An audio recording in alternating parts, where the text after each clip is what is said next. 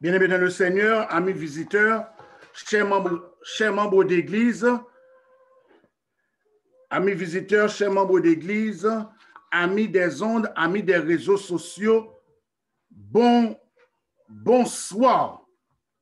Donc, je veux bien croire que vous avez passé une bonne et heureuse journée sous la divine protection du Tout-Puissant. Donc, vous avez pu, le Seigneur vous a aidé. Je suis convaincu que le Seigneur vous a accompagné durant toute cette journée. Pour vous qui étiez au travail, d'autres qui étaient à l'école pour les enfants, que ce soit sur Zoom ou peut-être de façon physique, dépendamment où vous vous situez, et d'autres qui étaient à circuler un peu partout, peut-être à bord de vos voitures.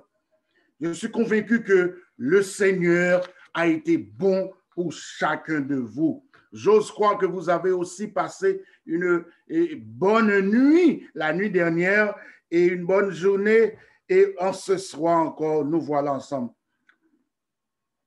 Sans plus tarder, vous savez, je ne sais pas si vous en souvenez, hier soir, nous avons parlé le sujet autour duquel nous vous avons entretenu, c'était le jugement du grand trône blanc. Le jugement du grand trône blanc. Donc, on a vu quelques chefs d'accusation. Quels sont les chefs d'accusation, si vous en souvenez? Les chefs d'accusation qui vont peser très lourd sur ceux qui vont adorer, ou peut-être ceux qui vont choisir d'adorer, et ceux qui, bien entendu, vont faire partie de les deux dernières phases du jugement. Et j'ai failli vous donner la réponse. Donc, c'est quoi? On avait dit premièrement, c'était, si vous en souvenez, on avait dit premièrement, c'était quoi? C'était accusé d'avoir adoré la bête. Bravo. Accusé d'avoir adoré l'image de la bête. Accusé d'avoir reçu le marque sur le front et sur la main.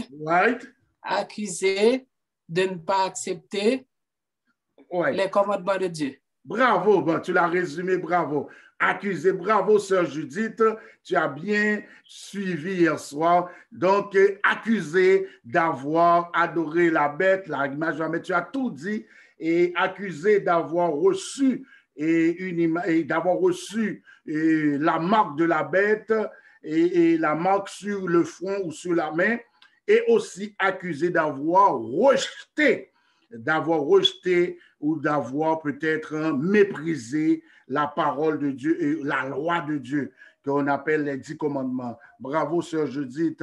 Béni le Seigneur, nous allons continuer pendant les 2 semaines. Je vais vous rappeler, ne venez pas seul, amenez des amis. Amenez des amis. Le Seigneur ne manquera pas de vous bénir.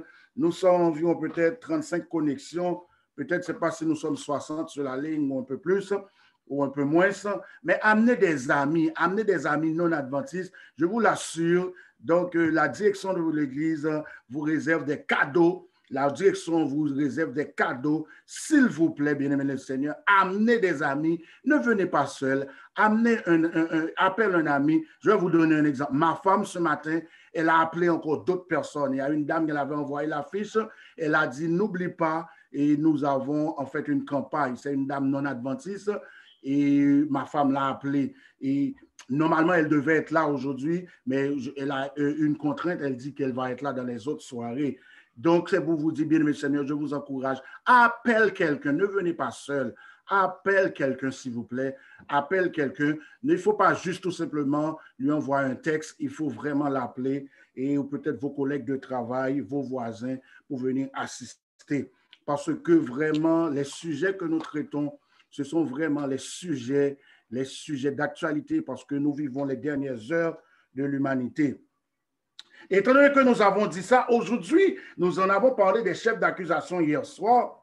Aujourd'hui, nous allons vous parler, mais que le temps nous fait la guerre, on va voir comment on va faire. Et on va vous parler le dragon. Voici le sujet pour ce soir. Le dragon, la bête de la mer, la bête de la terre. Qu'est-ce que j'ai dit? Le dragon, la bête de la mer, la bête de la terre.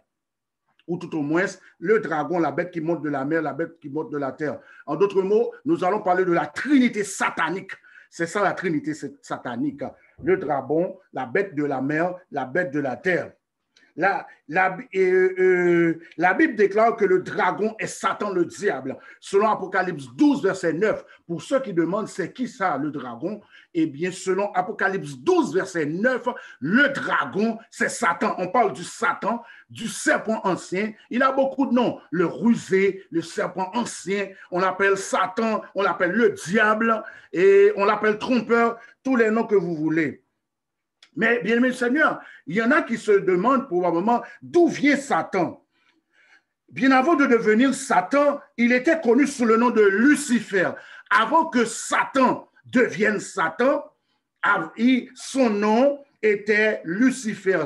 Lucifer veut dire porteur de lumière, porteur de lumière. Il vivait au ciel, mais plus précisément en Éden, sur la montagne de Dieu, au milieu des pierres étincelantes.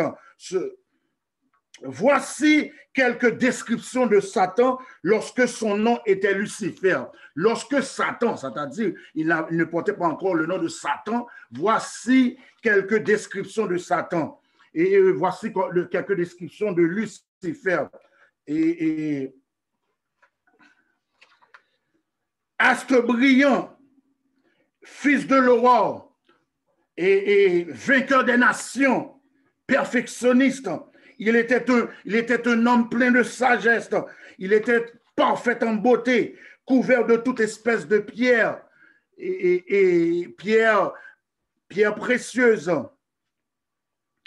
Et malheureusement, comme Apocalypse 12, verset 12 de nous dire, Apocalypse 12, 12, on nous prévient malheur, car malheur à la terre, car et à la mer, le diable est descendu vers vous, animé d'une grande colère, sachant qu'il a peu de temps. Donc, pour vous dire que, et avant qu'il prenne le nom de Satan, avant que les monsieur Satan, il était Lucifer, il était un as brillant, un homme extrêmement intelligent. On disait même qu'il était la musique même en lui-même.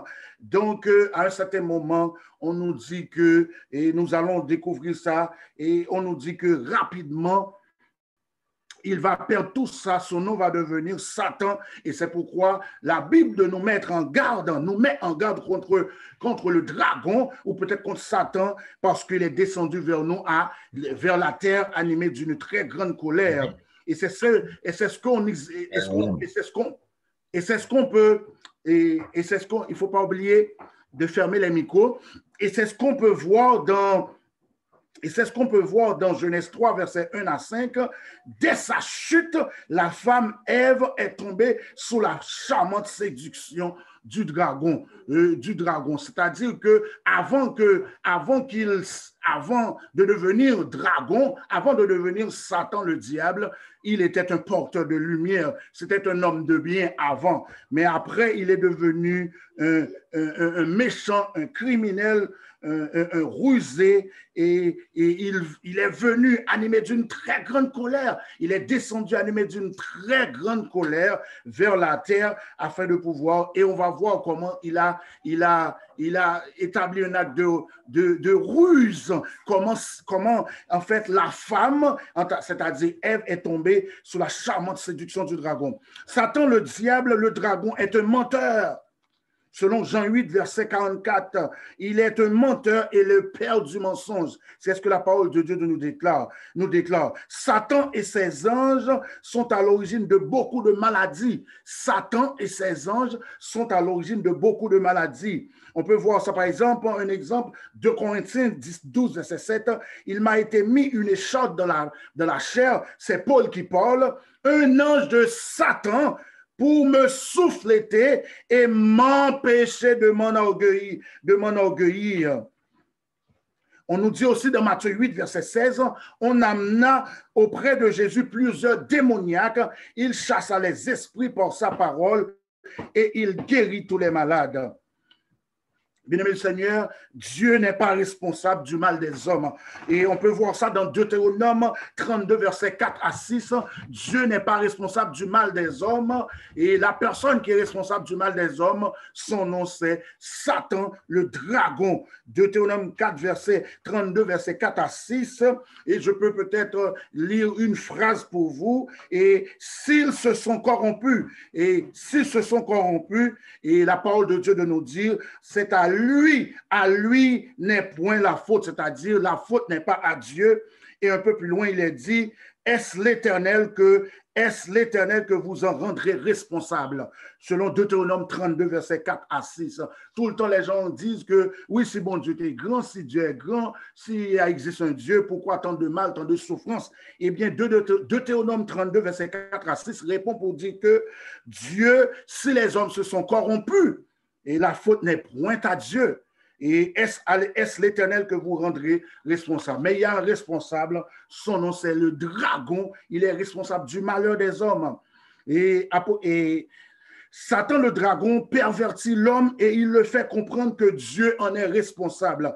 Regardez, selon Proverbe 19, verset 3, on nous dit, la folie de l'homme pervertit sa voix et c'est contre l'Éternel que son cœur s'irrite. La folie de l'homme pervertit sa voix et c'est contre l'Éternel que son cœur s'irrite.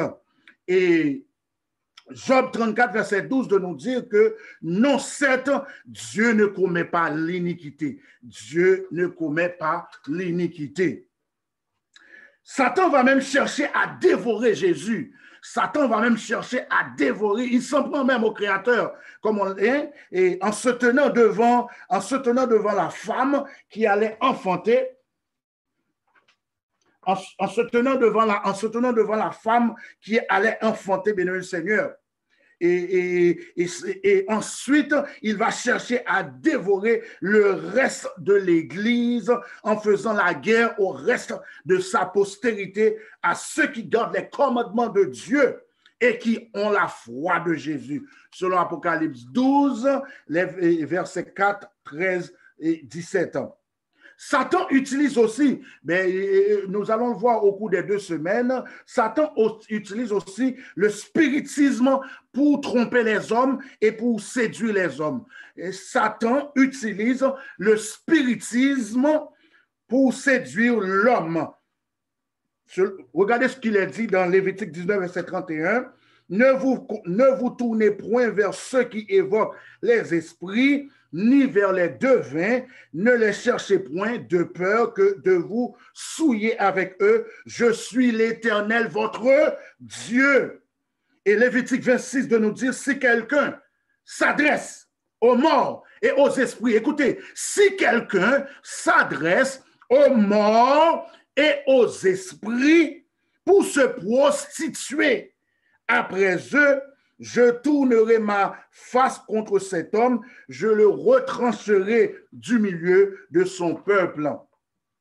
Dans les 2 semaines qui viennent, nous allons parler du spiritisme. Nous allons parler de la face cachée du spiritisme. C'est quoi le spiritisme? Ce n'est pas le sujet de ce soir, mais c'était juste vous mentionner ça. Satan, il utilise le spiritisme pour tromper les êtres humains, pour tromper les femmes, pour tromper les hommes, pour tromper les êtres et pour les séduire. Et Jean, bien le Seigneur, l'apôtre Jean dans Apocalypse 12, verset 3, de nous dire, présente Satan, le dragon, comme une entité qui a 7 têtes. Voici comment Jean, dans Apocalypse 12, verset 3, voici comment il présente Satan. Il présente le dragon. Il le présente comme quelqu'un qui a 7 têtes. 7 têtes et 10 cornes. 7 têtes, 10 cornes. Et il va dire que sur ces têtes, il y a 7 diadèmes. Écoutez, hein, comment Jean présente Satan, comment Jean présente le dragon ou Satan dans Apocalypse 12, verset 3. Il le présente comme quelqu'un, comment il le caractérise? Comme quelqu'un qui a 7 têtes. Il ne faut pas oublier, 7 têtes. Combien de têtes que j'ai? 7 têtes. Combien de cornes? 10 cornes. Combien de têtes? 7 têtes. Combien de cornes? 10 cornes. Et qu'est-ce qui se passait? Sur ces têtes, il va avoir 7 diadèmes. 7 diadèmes. Satan, le dragon, utilise des pouvoirs politiques et religieux pour atteindre ses objectifs. Il utilise des pouvoirs politiques et religieux. C'est très sérieux, mes amis. C'est très sérieux. Satan, il utilise des pouvoirs politiques, il utilise aussi des pouvoirs religieux pour atteindre ses objectifs. Par exemple, Babylone, les Mèdes et les Perses, ils ont été des jouets entre les mains de Satan. La Grèce, vous vous souvenez hein, de l'image qu'on a vue samedi passé? Vous vous souvenez de Daniel 3 hein? Et il a érigé une statue haute de 90 pieds. Hein? Il a fait une image à quoi? Une image à Satan et une idole. La Grèce, la Rome païenne, la Rome religieuse aussi. Et c'est quoi la Rome païenne? Il y a la Rome païenne et il y a la Rome religieuse aussi. Ces puissances politiques et religieuses sont représentées à travers les métaux de la statue de Daniel 2, c'est-à-dire l'or, l'argent, l'airain, le fer et de même que l'argile. Et aussi, bien aimé le Seigneur, ces puissances sont représentées à travers les animaux de Daniel 7. Daniel 7, lorsqu'on nous parle d'animal, on nous parle peut-être de ces métaux précieux, on est en train de nous parler des puissances qui ont été des jouets entre les mains de Satan. On pense que, probablement, vous pensez, vous dites, ah bon, Satan, il y a des gens qui minimisent Satan. Et c'est ça, il est très rusé. Hein? Il y a façon d'agir pour ne pas. Il y a une façon pour le faire minimiser, ou pas sa importance. Mais Satan est à l'œuvre, bien aimé Seigneur. Il est à l'œuvre à travers les pouvoirs politiques. Satan est à l'œuvre à travers l'Église, les pouvoirs religieux. Il utilise des pouvoirs politiques et des pouvoirs religieux pour atteindre ses objectifs. On a vu ces exemples, je vous dis, les Perses, les Grèces, Mèdes et les Perses, Grèce, Rome païenne, Rome politique. Donc, comme je viens de vous le dire, il a utilisé aussi ces puissances qui sont représentées à travers les animaux de Daniel 7. Le lion, les ours avec 3 côtes, le léopard à 4 têtes, la bête aux dents de fer, les 10 cornes de la bête et la petite corne. Nous allons comprendre ça au fur et à mesure. C'est sérieux de voir, c'est curieux de voir, bien-aimé Seigneur, que le dragon, c'est-à-dire Satan le diable, et plus précisément la bête d'Apocalypse 12 et 13, à eux seuls, écoutez bien, à eux seuls, le dragon, c'est-à-dire Satan et la bête d'Apocalypse 13, à eux seuls, ils sont la combinaison des 4 royaumes païens. Il y a une signification. Pourquoi? Je reprends. Le dragon Satan, de même que la bête d'Apocalypse 13, la bête d'Apocalypse 12 et 13, la bête d'Apocalypse 13, et à eux seuls, ces 2 entités, à eux seuls, constituent, ou tout au moins, ils sont la combinaison des 4 royaumes païens. La combinaison des 4 royaumes païens. Ça veut dire que dans leur corps, vous allez trouver une représentation sous une forme quelconque de ces entités, ou peut-être de ces royaumes païens, de ces royaumes politiques, de ces royaumes qui ont été des jouets entre les mains du diable, c'est-à-dire Babylone, Mèdes et Perses, la Grèce, la Rome païenne. Lorsque vous allez lire, je vous fais grâce de lecture, mais lorsque vous aurez du temps, vous pouvez lire Apocalypse 12 et Apocalypse 13, parce que nous prêchons beaucoup plus sur Apocalypse 13 en ce soir, sur la bête, le dragon et la bête, béni Seigneur. Donc, vous allez voir que la bête en lui-même, il a quoi? On va parler qu'il a l'ours, son corps représente l'ours, le lion, il y a une partie du lion de son corps, une partie du l'ours et des ours, et une partie aussi du léopard. Donc, il y a une raison à ça. Et aussi, on va voir que la bête, il a aussi 7 têtes et 10 cornes. La bête qui monte de la terre, de la mer, a aussi 7 têtes et 10 cornes.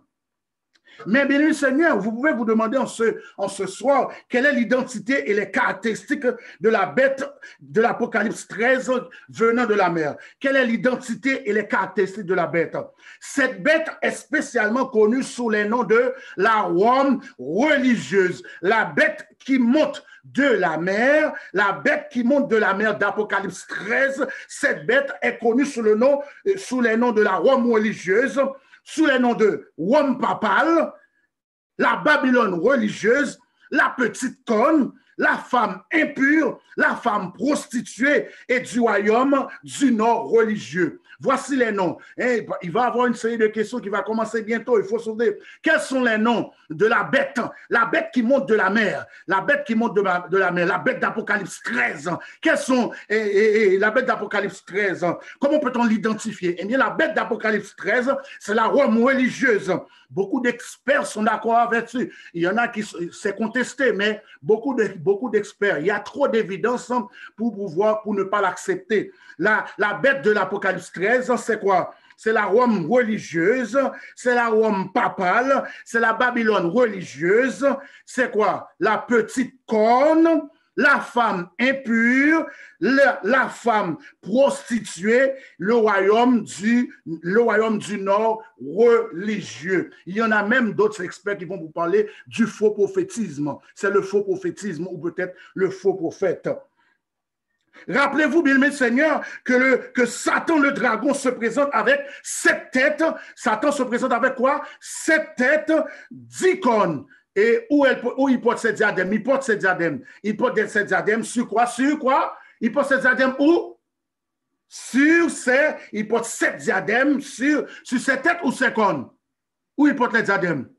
Il porte les diadèmes sur ses 7 têtes.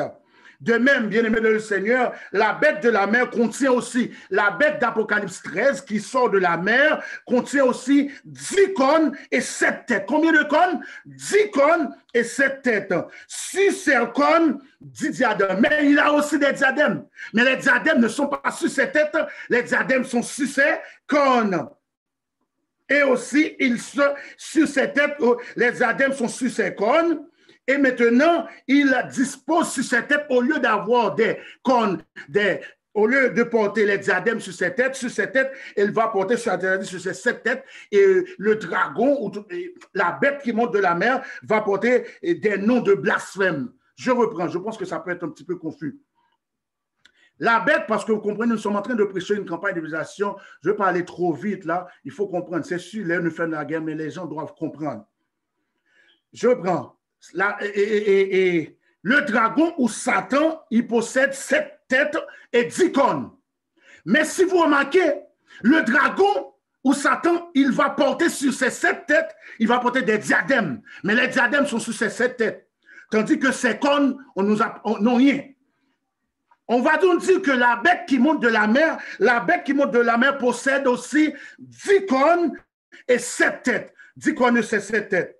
Mais la bête qui sort de la mer, la bête, lui, quant à elle, elle porte ses diadèmes, elle a aussi des diadèmes, mais les diadèmes, la bête les porte sur ses cornes, au lieu de porter les diadèmes sur ses cornes, et sur sa tête, sur ses têtes. Est-ce que vous avez compris? Tandis que sur ses têtes, sur les 7 têtes de la bête, on va avoir de préférence des noms de blasphème. OK? Première remarque. Le dragon porte ses diadèmes sur ses 7 têtes qui symbolisent son pouvoir sur les puissances politiques du monde, telles que le royaume babylonien ayant une tête et 0 cornes, le royaume des Mèdes et des Perses ayant une tête et 0 cornes. Écoutez, je vais parler vite, je vais reprendre. Le dragon porte 7 têtes. Je vous dis, le dragon porte ses diadèmes sur ses 7 têtes. Ses diadèmes sur ses 7 têtes qui symbolisent son pouvoir sur les puissances politiques du monde, telles que le royaume babylonien. Le royaume babylonien, par exemple, lorsque vous étudiez Daniel 7, vous allez voir, si vous avez du temps, lisez ça chez vous. Le royaume babylonien, le royaume babylonien avait, selon Daniel 7, avait une tête et 0 cornes. Qu'est-ce que j'ai dit? une tête, c'est-à-dire la bête d'Apocalypse 7 qui représente la Babylone, avait une tête et 0 cornes. Qu'est-ce que j'ai dit? Une tête et 0 cornes. Je suis en train de vous expliquer c'est quoi les 7 têtes. Les 7 têtes. Ensuite, le royaume des Mèdes et des Perses avait quoi? La bête de Daniel 7 qui représentait les Mèdes et les Perses avait combien de têtes? Et avait une tête et 0 cornes. Combien de têtes? Une tête et 0 cornes. Ça fait combien de têtes combien de têtes nous avons jusqu'ici? 2 têtes. 2 têtes et 0 cornes. La troisième bête de Daniel 7, qui représente le royaume de la Grèce, avait 4 têtes. Avec 4 têtes. 4 têtes et 0 cornes. Ça fait combien de têtes nous avons jusqu'ici? 4 têtes et 0 cornes. Ça fait combien de têtes nous avons ici? En tout, nous avons environ. Avec combien de têtes nous avons maintenant jusqu'ici? 6 têtes. 6 têtes. Merci. Et ensuite, écoutez. Et ensuite, la dernière bête de Daniel 7, qui représente le royaume romain, avait une tête et 10 cornes. Une tête et 10 cornes. Ça fait combien de têtes en tout? 7 têtes. Ah ben, nous répondons. Combien de têtes en tout? 7 têtes. 7 têtes. Bravo. Bravo, sœur Bouzi. Merci. Et 7 têtes et 10 cornes. Donc, en tout, ça fait combien? En tout, ça fait combien? En tout, ça fait combien? Calculez-les. Ça fait en tout combien de têtes? Vous avez calculé 7 têtes et combien de cornes?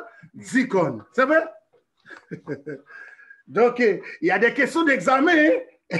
Et prenez des notes, les amis visiteurs, prenez des notes. Ensuite, bien aimé le Seigneur, ces icônes, ou peut-être ces icônes sont la parole de Dieu, tous les experts sont d'accord là-dessus, représentent, il y a beaucoup d'évidence, représentent 10 nations. Par exemple, les Saxons, les Francs, les Allemands, les Visigoths, les Suèves, les Lombards, les Bourgondes, après les Éoules, les Vandales et les Ostrogoths. Ça représente 10 nations. Les Saxons qui vont donner la nation anglaise, les Francs qui vont donner la nation française, les Allemands qui vont donner et qui sont à l'origine de la nation allemande, les Visigoths qui sont à l'origine de la nation espagnole, les Suèves qui sont à l'origine de la nation portugaise, les Lombards qui sont à l'origine de la nation italienne, les Bourgondes qui sont à l'origine de la nation suisse. Ensuite, les Éoules, les Vandales, les Ostrogoths. Nous avons ce qui nous donne environ 10 nations. Mais les Éoules, les Vandales et les Ostrogoths sont disparus par la petite corne. Nous allons comprendre ça. Mais d'où vient le pouvoir de la bête, bien-aimé Seigneur? Et en parlant de ces 7 têtes que je vais vous dire, les 7 têtes, les 10 cornes, il y en a d'autres qui font d'autres calculs, mais il y en a d'autres personnes ou peut-être qui font d'autres calculs. Ils ont commencé à calculer depuis l'Égypte. Finalement, si vous commencez à calculer depuis l'Égypte en passant par la Syrie, ça vous fait 7 têtes. Il y en a qui le comprennent comme ça, mais il y a trop d'évidence pour la façon dont je vais vous le montrer. Mais d'où vient le pouvoir de la bête, bien-aimé Seigneur? D'où vient le pouvoir de la bête? Son pouvoir vient du dragon qui lui donna sa puissance. D'où vient le pouvoir de la bête? Question d'examen. Hein? Préparez-vous pour les examens et pour nos chers amis visiteurs. D'où vient le pouvoir de la bête? Les amis Seigneur, j'aimerais vous dire, même si vous allez cuisiner ou peut-être faire quelque chose, et à moins que vous alliez à la toilette, et amenez vos caméras, amenez vos ordinateurs peut-être, déplacez avec vos cellulaires. Ne ratez pas ce qu'on dit. Ce qu'on dit, c'est très important, mes seigneurs. C'est très important. Et d'où vient le pouvoir de la bête? D'où vient le pouvoir de la bête? Son pouvoir, selon Apocalypse 13, verset 2b, son pouvoir vient du dragon qui lui donna sa puissance. Le dragon lui donna son trône et une grande autorité. Qu'est-ce que je dis? La bête qui sort de la mer reçoit son pouvoir de qui? Du dragon. Et ensuite, le dragon lui donna quoi? Sa puissance. Ensuite, son trône. Ensuite, une grande autorité. Le dragon lui donna quoi? Sa puissance, son trône et une grande autorité. Et c'est ce même dragon, Satan, qui utilisa, c'est ce même dragon, c'est-à-dire Satan, qui utilisa l'Empire romain pour tenter de tuer Jésus à sa naissance.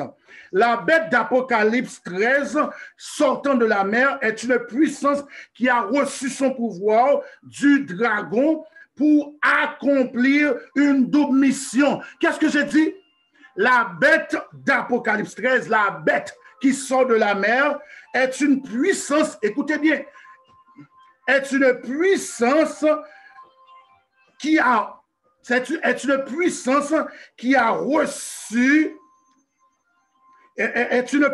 reçu son pouvoir du dragon pour accomplir une double mission. Ça, c'est très important, il faut comprendre ça.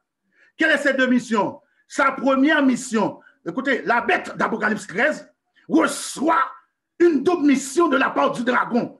C'est pourquoi le dragon lui a donné sa puissance, son trône et une grande autorité. Sa puissance, son trône et une grande autorité.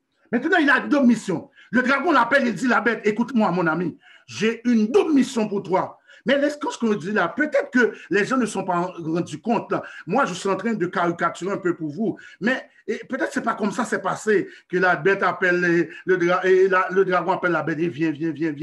Mais des fois, la bête utilise des êtres humains, utilise les pouvoirs, mais les gens ne s'en rendent même pas compte. C'est pourquoi il faut être prudent.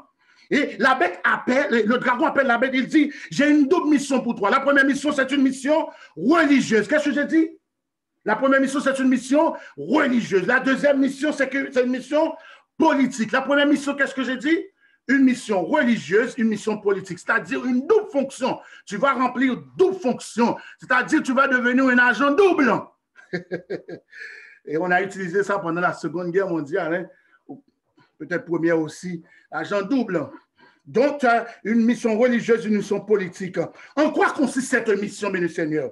La mission de la bête est d'amener toute la terre. Écoutez-moi, c'est quoi la mission? La mission de la bête est d'amener toute la terre dans l'adoration du dragon par la falsification et l'usurpation du christianisme et de l'adoration du vrai Dieu. Sur l'Apocalypse 13, verset 4. C'est quoi la mission?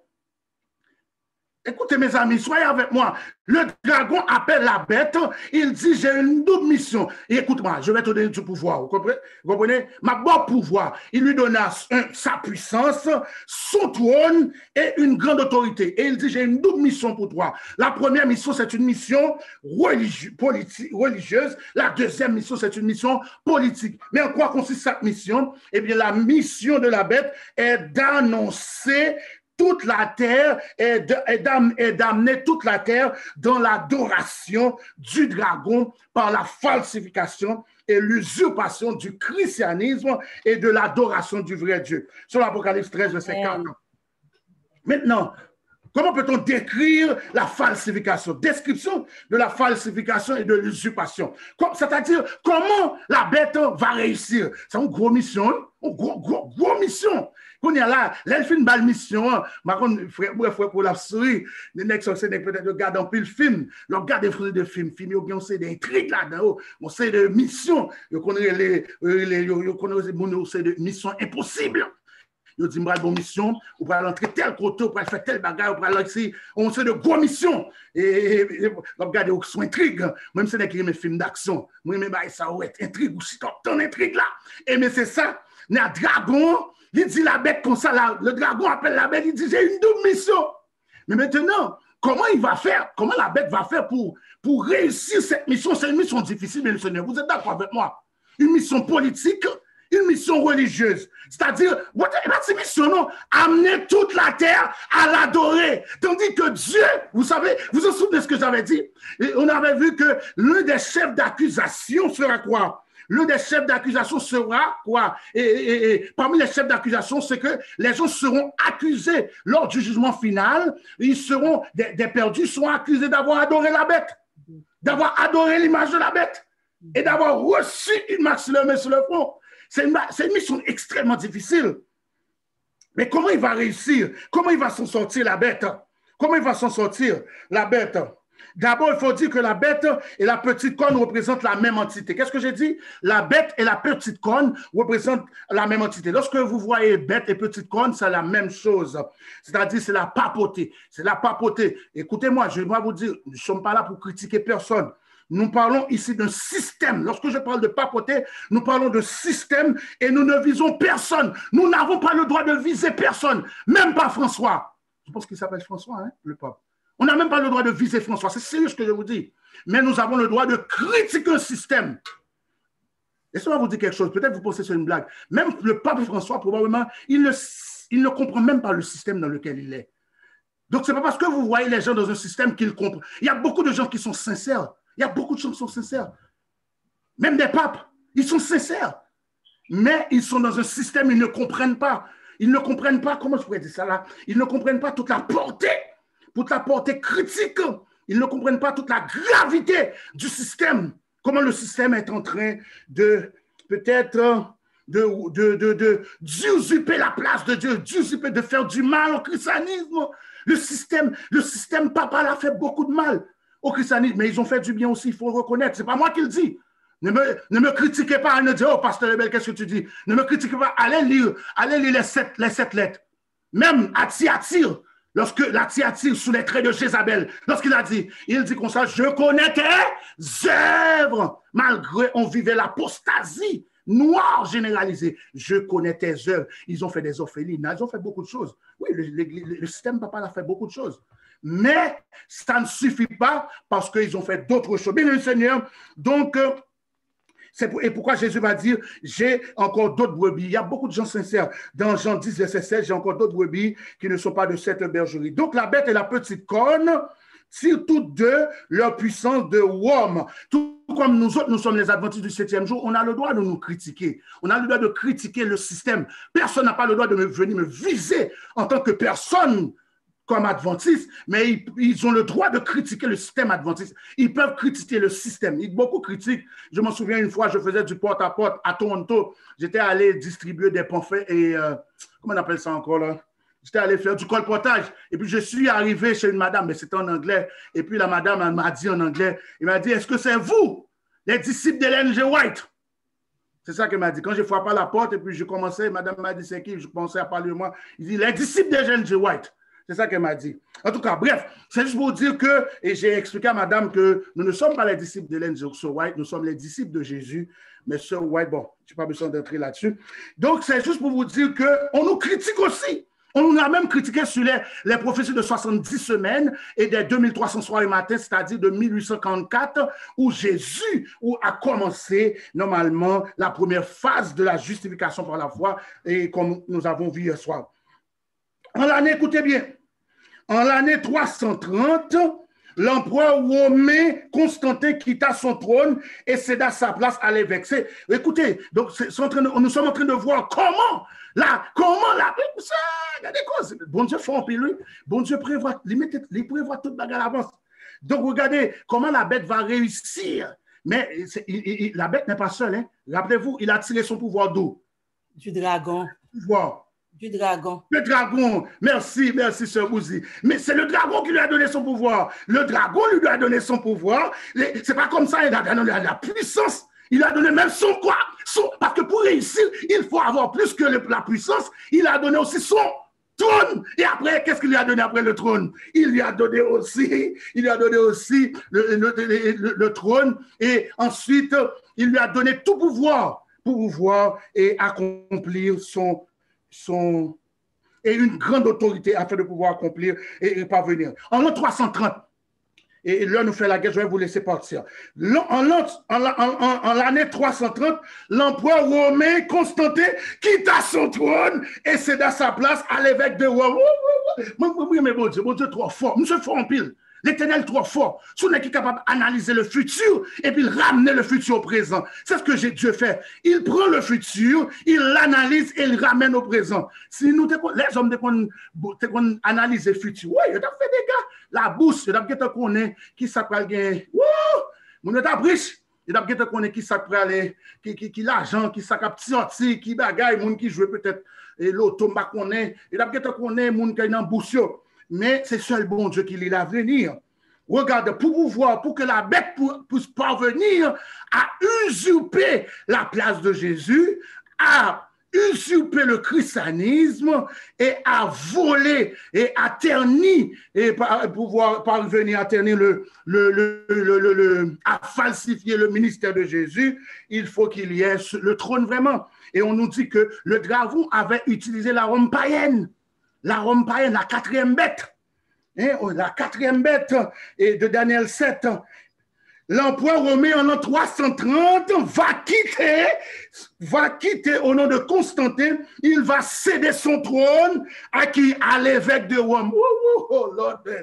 Bon Dieu, trop fort. Ensuite, il lui fut donné une bouche qui proférait des paroles arrogantes. Une bouche qui proférait des paroles arrogantes, selon Apocalypse 13, verset 5. Quelques citations. Écoutez, quelques citations. Écoutez bien le Seigneur. Quelques citations. C'est une première citation, ça vient d'un cardinal Sforza Pallavicino et S.G, théologien politique et intrigue de la cour de Rome, 1696, page 99. Écoute ce qu'il dit. Ce qu'on dit. Les rois et les empereurs de la terre l'adorent, c'est-à-dire le pape, comme très saint en cette qualité et comme médiateur entre le ciel et la terre. La puissance du pape est indépendante de toute créature et illimitée. Oh! C'est une puissance plus qu'humaine qui doit être adorée comme telle. C'est un état comme divin. Même quelle arrogance! C'est ça qu'on nous dit. Apocalypse 13, verset 5, il lui fut donné une bouche qui proférait des paroles arrogantes. Une autre citation. Cette citation vient de Lucius Ferraris, Prompta Bibliotheca, Venise, 1763, et 6, article Papa 2, page 19. Écoutez. C'est pourquoi le pape est coiffé d'une triple couronne à titre de roi du ciel, de la terre et de l'enfer. À titre du roi, qui ça, monsieur dit? À titre du roi, quoi? À titre du roi, le pape est coiffé d'une triple couronne à titre du roi du ciel. Roi dit le pape, le système papal dit comme ça que il c'est pape ciel là, et à titre du roi du ciel, de la terre et de l'enfer. Mais je pense que c'est des insultes à l'endroit du christianisme. Si on ne pas dit que ça sont falsifications, sont usurpations du christianisme de la place de Jésus, pas gain usurpation.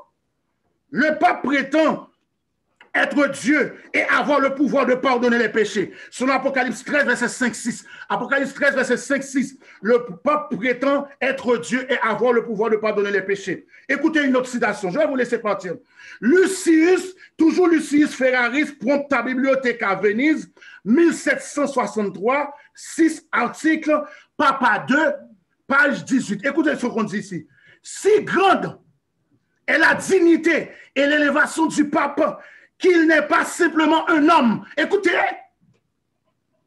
la Bible dit tout le monde, tous ces êtres humains pécheurs, on dit que le pape n'est pas simplement un homme, il est en quelque sorte Dieu sur la terre. Et ce que je dis Dieu, ce n'est pas Dieu des minuscules, c'est un Dieu des majuscules qu'ils ont mis. Le seul chef des chrétiens, le roi suprême de tous les rois qui possède la plénitude du pouvoir. On a une dernière citation. Cette citation vient de Alphonsus Ligori, Devoir et dignité du prêtre, page 27. Écoutez. Et Dieu lui-même, écoutez, citation, ça c'est le plus terrible. Écoutez, et Dieu lui-même, bon, je vais me dire le fort pour nous attendre. Des fois, madame, il dit, vous parlez trop vite. Bon, ça va parler vite comme ça. Écoutez, et je vais le dire plus doucement. Et Dieu lui-même doit se plier au jugement de son prêtre. Et alors ne pas pardonner ou pardonner selon qu'on refuse ou que l'on donne l'absolution au pénitent. Dieu lui-même doit se plier. Ouais, comment recevoir pouvoir? C'est pas comme ça, non? Il va le recevoir. Le dragon, qui lui a donné ce pouvoir? Le dragon lui doit donner un triple, mais il va aller un pouvoir sous triple, en tripartite. Tripartite, quoi? Il a donné quoi? Sa puissance, son trône et une grande quoi? Autorité. Mais ça, nous, par contre, le système papal, il y a autorité tout bon, oui. N'a bêtisé. Nous voyons qu'on est bagaille. Oh, l'homme fait la guerre. Il faut que je termine. La terre, la bête, écoutez, je vais sauter un petit peu là, bien, mes seigneurs, et je suis obligé de sauter parce que l'heure me fait la guerre. La bête et la petite corne, mais tout ce que j'ai écrit là, c'est très important, mais Il faut quitter. La bête et la petite corne persécutent le peuple de Dieu. Selon Apocalypse 13, verset 7 et selon Apocalypse 7, verset 21. Écoutez ce qu'il dit. Et il fut donné à la bête de faire la guerre aux saints et de les vaincre. L'année 7, 21, je vis cette corne faire la guerre aux saints et l'emporter sur eux. L'histoire nous dit que la bête, les gens qui refusaient, parce que vous connaissez tout bon reste qui dit, ou pas qu'à faire ça. Lorsque le mal se fait, on a toujours un groupe de monde qui n'est pas d'accord. Même jusqu'à présent dans l'église. Il y a des gens qui font le bail, il y a des gens qui disent non. Mais dès qu'on a proposé, on dit non, ou qu'à mourir. En politique, c'est la même chose. Moun a font bail qui mal, c'est comme si vous faites comme si pas ouais. Dès pour ouais, il faut tuer. Bail ça arrive souvent en Haïti.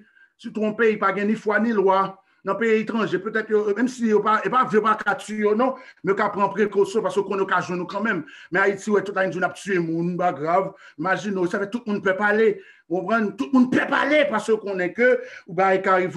Donc, ça veut dire qu'il y a un petit groupe, un reste qui disait non. Il dit que le système papa là, fait plus de 50 millions de morts. Il y a des experts qui disent qu'ils ont tué plus de gens que Hitler. Ils ont tué plus de 50 millions. C'est beaucoup, hein? Plus de 50 millions de gens. Au Moyen-Âge, la papauté. Il lui fut donné à la bête le pouvoir d'agir pendant 42 mois. 42 mois, et sur le plan prophétique, 42 mois, on nous a critiqué aussi le système adventiste. Et 42 mois, c'est-à-dire que pour nous, un jour prophétique est égal à un an, selon Ézéchiel 4, verset 6, selon aussi nombre 34, nombre 14, verset 34-35, un jour prophétique. Donc, ça dit que selon le calendrier hébraïque, un mois contient environ 29 à 30 jours, si on le réduit en moyenne à 30 jours. Donc, lorsque vous faites 42 mois, 42 fois 30, ça donne 42 multiplié par 30, ça fait 1260 jours. Est-ce que si vous faites 3 ans et demi, c'est la même chose. 3 ans et demi multiplié par 360, ça fait 1260 jours. C'est-à-dire une année, lorsque vous multipliez une année plus un temps, des temps et la moitié d'un temps.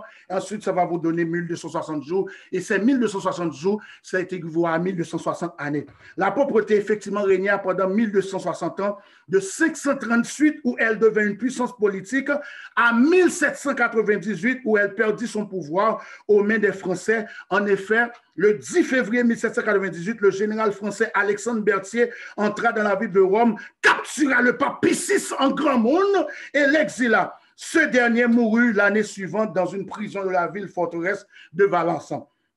Selon Apocalypse 13, verset 10, Ronald dit, il dit que si quelqu'un mène en captivité, il ira en captivité. Moun qui prend plaisir à faire mal ou à victime.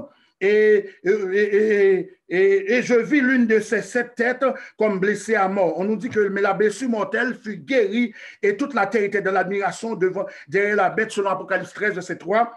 L'histoire nous apprend qu'après avoir reçu sa blessure mortelle, c'est-à-dire après avoir perdu son pouvoir politique, en 1798, le système papal le récupéra, va redevenir, nous sommes retournés sous monde encore, en 1929, alors que Mussolini, par le traité de Latran, fit de nouveau du pape un chef d'État qui règne depuis cette date à Vatican. Sa blessure mortelle fut guérie et toute la terre était dans l'admiration derrière elle. L'Apocalypse 13, verset 3 et 8, depuis plusieurs décennies, bien le Seigneur, le système papal, surtout à travers les voyages de Jean-Paul II, a acquis beaucoup de renommée dans le monde. Bientôt, la bête imposera sa marque sur le front et la main des habitants de la terre. Nous allons voir c'est quoi la marque de la bête. Nous allons voir une prochaine fois. Ceux qui refuseront la marque de la bête connaîtront certes des difficultés affectant même leur pouvoir d'achat, leur liberté et leur pouvoir d'achat, mais ils seront gardés sous le couvert de la protection de Dieu. Sur Apocalypse 13, verset 16-17. Dieu nous avertit, bien le Seigneur, et je termine, Dieu nous avertit de ne pas prendre la marque de la bête, sans quoi notre châtiment sera là, quoi? La seconde mort, qui est la mort éternelle. Dieu nous avertit de ne pas prendre l'image, de ne pas recevoir l'image de la bête, sans quoi notre châtiment sera quoi? Notre châtiment sera quoi? Sera la mort éternelle. Apocalypse 14, 9, 10, si quelqu'un adore la bête et son image et reçoit une marque sur le front et sur la main, il boira lui aussi du vin de la fureur de Dieu. il sera tourmenté dans le feu et le souffle, selon Apocalypse 14, verset 9, 10. C'est ici la sagesse, que celui qui a de l'intelligence calcule le nombre de la bête, que celui qui a de l'intelligence calcule le nombre de la bête. Le nombre de la bête, c'est 666. Vous savez que autant de gens, il existait un jeu bien connu sous le nom de Gématria. Écoutez-moi, nous les adventistes, nous ne croyons pas dans la numérologie, nous ne croyons pas dans la Gématria. Et pour calculer le nombre de noms, on additionnait la valeur numérique des lettres de ce nom selon le système romain. V égale à 5, X égale à 10, C égale à 100, etc. Et V aussi, la lettre V aussi est égale à U. Étant donné que le titre du pape est Vicarius Filii Dei, ce qui signifie vicaire du Fils de Dieu, il suffit de remplacer chaque lettre par un nombre. Par exemple, rapidement, V égale à 5, I égale à 1, C égale à 100, A égale à 0, R égale à 0, I égale à 1, U égale à 5, S égale à 0, F égale à 0, I égale à 1, L égale à 50, I égale à 1, I égale à 1, D égale à 500, E égale à 0, I égale à 1. Ce qui fait que ça va nous donner 666. Il y en a d'autres qui trouvent que ce n'est pas ça. Il y en a qui disent que les 666, ce n'est pas ça, la marque de la bête, etc. Il y en a qui disent que c'est dans le vaccin. N'allez pas vous stresser avec quoi que pensant que ouais, je me prends vaccin, mais ça même prends tes marques de la bête là. La marque de la bête n'est pas encore appliquée. La marque de la bête n'est pas encore appliquée.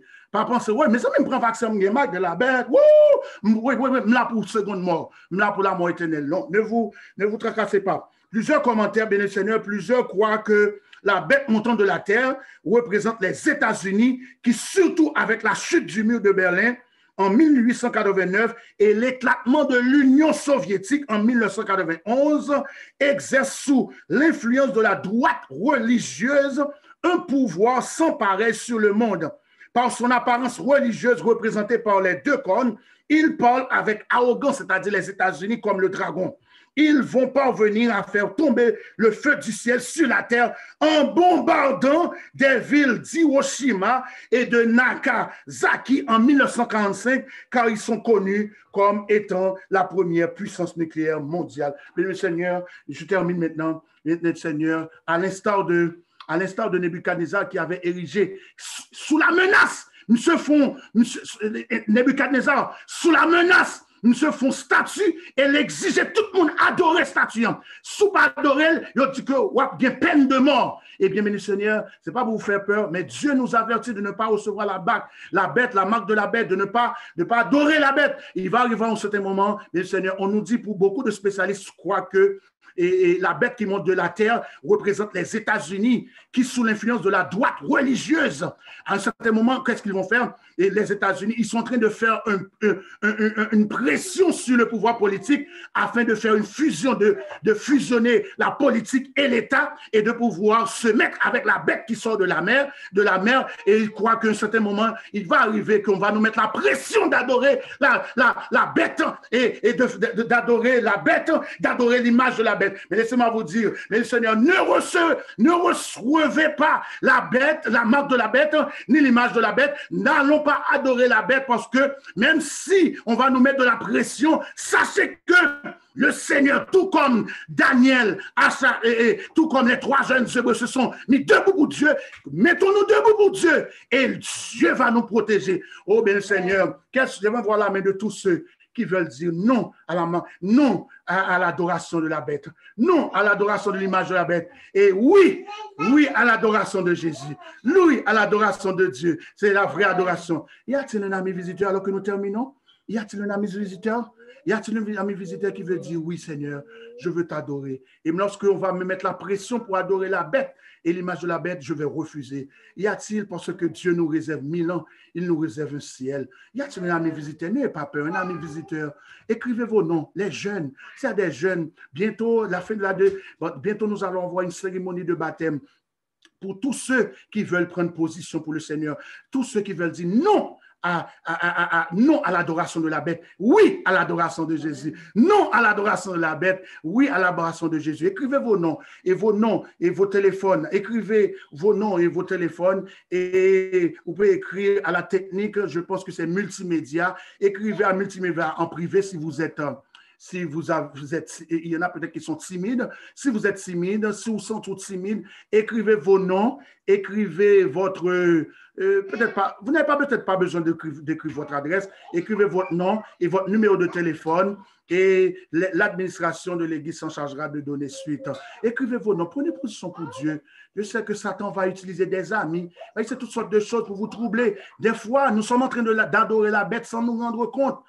Parce que la bête est subtile, hein? Le dragon est subtil. Bien le Seigneur, prenons position pour le Seigneur.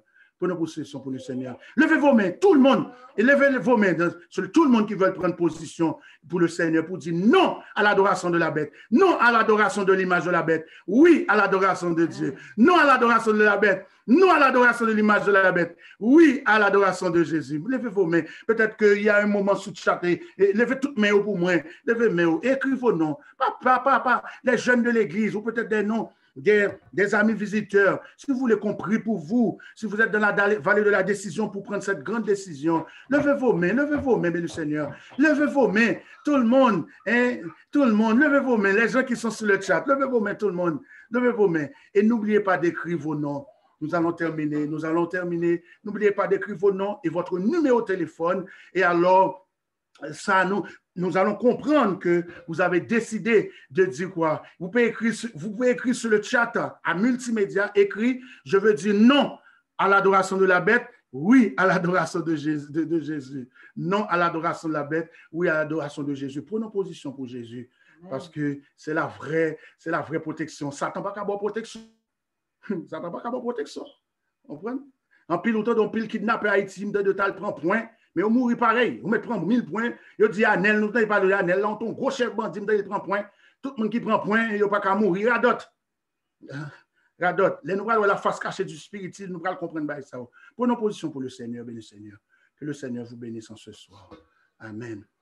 Oh oui, et maintenant de beaucoup de tête, on a fait prière pour tout le monde qui prend position. Et nous demandons pour beaucoup de tête, on a fait prière. Seigneur, Papa, nous qui dans le ciel, là, Dieu de grâce, Dieu de miséricorde, il n'est pas facile. Alors que les attraits de ce monde sont puissants, Satan est à l'œuvre. Il est à l'œuvre, il cherche de l'adoration. Nous avons vu comment Satan, le dragon, il a passé son pouvoir, il a passé sa puissance, son trône et une grande autorité à la bête. Parce que pourquoi? Il cherche l'adoration. Tandis que c'est toi qui as dit dans Exode 20, tu as dit quoi? Tu as dit que tu nous mets en défi ceux qui adorent les images taillées, ceux qui adorent Satan, ceux qui reçoivent, selon Apocalypse 14, 9, ceux qui reçoivent ceux qui adorent la bête, le dragon, l'image de la bête. Oui, Seigneur, ce soir, nous voulons dire non à l'adoration de la bête, non à l'adoration de l'image de la bête, oui à l'adoration de toi et seul, parce que c'est toi. Satan n'a pas créé rien. C'est toi qui as tout créé. À l'éternel, la terre et ce qu'elle renferme, le monde et ce qu'il habite. Seigneur, mais il y a qui existe encore, nous te demandons de bénir, de sceller les décisions pour nos seigneurs. Peut-être que demain, ils vont prendre ces décisions. Ils sont dans la vallée de la décision. Mais je suis sûr que le Saint-Esprit va opérer un miracle et que ces gens puissent revenir, décider, dire oui, je veux dire non à l'adoration de la bête, non à l'adoration de l'image de la bête et oui à l'adoration de Jésus. Que ton nom soit béni, Seigneur, que le Saint-Esprit puisse aller toucher des cœurs, que des visiteurs puissent venir, que nous puissions avoir 200, 300 connexions et puis 1000, même 2000 et que sais-je, pour que des gens puissent venir écouter ces belles paroles. Satan ne veut pas que les gens viennent. C'est pourquoi on a peut-être une trentaine, quarantaine de connexions. Satan ne veut pas ça parce qu'il cherche quoi? L'adoration. Nous savons qu'au nom de Jésus, il va avoir un groupe qui va prendre décision pour toi. Que le Seigneur puisse nous bénir. Et maintenant que le Seigneur puisse bénir la nuit pour nous, au nom de Jésus. Amen. Amen.